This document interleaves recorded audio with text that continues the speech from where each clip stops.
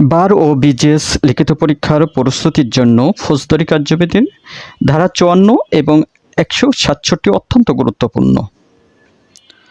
Supreme কোর্টের যুগান্তকারী গাইডলাইনগুলো সংক্ষেপে আলোচনা করব আজ। ঐতিহাসিক প্রেক্ষাপট কী ছিল? অল্প কথায় বিনা পরোয়ানায় গ্রেপ্তার ও রিমান্ড সংক্রান্ত আলোচনার মূল ভিত্তি হল ব্লাস্ট বনাম বাংলাদেশ মামলা, যা রুবেল হত্যাকাণ্ড মামলা বা ৫৪ ধারা মামলা নামে পরিচিত। হাইকোর্ট বিভাগের রায় পাবেন ৫৫ DLR ৩৬৩ পেজ, আর আপিল বিভাগের রায় পাবেন ৬৯ DLR ৬৩ পেজ। আদালত পর্যবেক্ষণ করেন যে এই ধারাগুলোর অপব্যবহার সংবিধানের ২৭, ৩১, ৩২, ৩৩ এবং ৩৫ অনুচ্ছেদে বর্ণিত মৌলিক অধিকারের পরিপন্থী। এখন আসা যাক CRPC এর ৫৪ ধারাতে। বিনা পরোয়ানায় গ্রেপ্তার ও পুলিশের প্রতি নির্দেশনা সংক্রান্ত বিষয়। ধারা ৫৪ অনুযায়ী পুলিশ নির্দিষ্ট কিছু সন্দেহ পরোয়ানা ছাড়াই গ্রেপ্তার করতে পারে। তবে সুপ্রিম কোর্টের অপব্যবহার রোধে কিছু বাধ্যতামূলক নির্দেশনা রয়েছে। প্রথমত, পরিচয় প্রদান। গ্রেপ্তারের সময় পুলিশ সদস্যকে অবশ্যই পরিচয়পত্র দেখাতে হবে। দ্বিতীয়ত, গ্রেপ্তারের কারণ। গ্রেপ্তারের ৩ ঘন্টার মধ্যে আটক ব্যক্তিকে কারণ জানাতে হবে এবং গ্রেপ্তারের স্থান ও সময় উল্লেখ করে একটি মেমো অফ অ্যারেস্ট তৈরি করতে হবে, যাতে আটক ব্যক্তির স্বাক্ষর থাকবে। তৃতীয়ত, স্বজনদের অবহিত করা। যদি আটক ব্যক্তিকে তার বাসা বা কর্মস্থল থেকে গ্রেপ্তার না করা হয়, তবে ১২ ঘন্টার মধ্যে তার স্বজন বা বন্ধুদের বিষয়টি জানাতে হবে। চতুর্থতম, আইনজীবীর সাথে পরামর্শ। আটক ব্যক্তিকে তার পছন্দমতো আইনজীবী বা নিকট আত্মীয়দের সাথে কথা বলার সুযোগ দিতে হবে। আর একটি বিষয়, বিশেষ করে ক্ষমতা আইনের ব্যবহার। কাউকে বিশেষ ক্ষমতা আইনের আওতায় আটক করার উদ্দেশ্যে ৫৪ ধারায় গ্রেপ্তার করা যাবে না।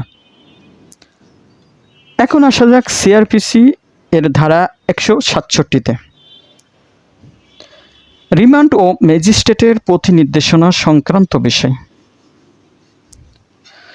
যখন ২৪ ঘন্টার মধ্যে তদন্ত শেষ করা সম্ভব হয় না, তখন পুলিশ আসামিকে ম্যাজিস্ট্রেটের কাছে পাঠায় এবং ধারা ১৬৭ অনুযায়ী রিমান্ড প্রার্থনা করে। এক্ষেত্রে নির্দেশনাসমূহ হল: ১. Case diary.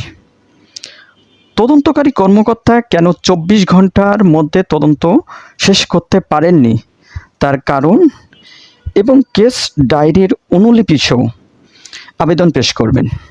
কেস ডায়েরি ছাড়া ম্যাজিস্ট্রেট রিমান্ড মঞ্জুর করবেন না। ২. বিচারিক ক্ষমতা। রিমান্ড মঞ্জুর করা ম্যাজিস্ট্রেটের একটি বিচারিক ক্ষমতা। এটি যান্ত্রিকভাবে করা যাবে না। সন্তোষজনক কারণ না থাকলে ম্যাজিস্ট্রেট আসামিকে মুক্তি দিতে পারেন। দ্বিতীয়ত, জিজ্ঞাসাবাদের স্থান। সাধারণত কারাগারের ভিতরে নির্মিত বিশেষ কক্ষে জিজ্ঞাসাবাদ করতে হবে, তবে বিশেষ প্রয়োজনে ম্যাজিস্ট্রেটের অনুমতি নিয়ে পুলিশ হেফাজতে নেওয়া যেতে পারে। তৃতীয়ত, মেডিকেল পরীক্ষা। রিমান্ড নেওয়ার আগে ও পরে আসামির শারীরিক পরীক্ষা করতে হবে। হেফাজতে নির্যাতন বা মৃত্যু হলে ম্যাজিস্ট্রেট সংশ্লিষ্ট পুলিশ কর্মকর্তার বিরুদ্ধে দণ্ডবিধির ২২০ ধারায় বা নির্যাতন ও হেফাজত মৃত্যু নিবারণ আইন ২০১৩ অনুযায়ী ব্যবস্থা নেবেন। ও আরেকটি গুরুত্বপূর্ণ বিষয় ক্লিয়ার করা দরকার, সেটা হচ্ছে the code of criminal procedure ১৮৯৮ এর ১৬৭ ধারা ও ৩৪৪ ধারার মধ্যে পার্থক্য। এই ধারা দ্বয় কোন পর্যায়ে প্রয়োগ হবে?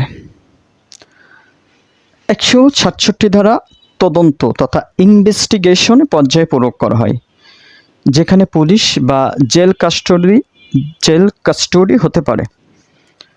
আর ৩৪৪ ধারা অনুসন্ধান বা বিচার পর্যায়ে প্রয়োগ হয় তথা ইনকোয়ারি ও ট্রায়াল পর্যায়ে প্রয়োগ হয়। কাস্টডির প্রকৃতি কি? 344 ধারার অধীনে শুধুমাত্র জেল কাস্টডিতে পাঠানো যায়, পুলিশ কাস্টডিতে নয়। সময়সীমা কতদিন হবে? 167 ধারায় রিমান্ডের সর্বোচ্চ মেয়াদ সব মিলিয়ে 15 দিন। আর 344 ধারায় আদালত একবারের আদেশে 15 দিনের বেশি নয় এমন মেয়াদে বিচার মুলতবি রেখে আসামিকে রিমান্ডে বা তথা জেল হাজতে রাখতে পারেন। এই বিধানে সাম্প্রতিক কি পরিবর্তন আনা হয়েছে? আমরা জানি 2025 সালের সংশোধন 10 আগস্ট 2025 তারিখে the code of criminal procedure 1898 সংশোধনের মাধ্যমে সুপ্রিম কোর্টের এই গাইডলাইনগুলো অনেকগুলোই সংবিধিবদ্ধ আইন তথা স্ট্যাটুটরি ল এ রূপান্তর করা হয়েছে। আইনজীবীর প্রবেশ অধিকার এবং দ্রুত মেডিকেল পরীক্ষা করা আইনগতভাবে বাধ্যতামূলক। আপনাদের কল্যাণে আজ এ পর্যন্ত। শেয়ার করতে ভুলবেন না।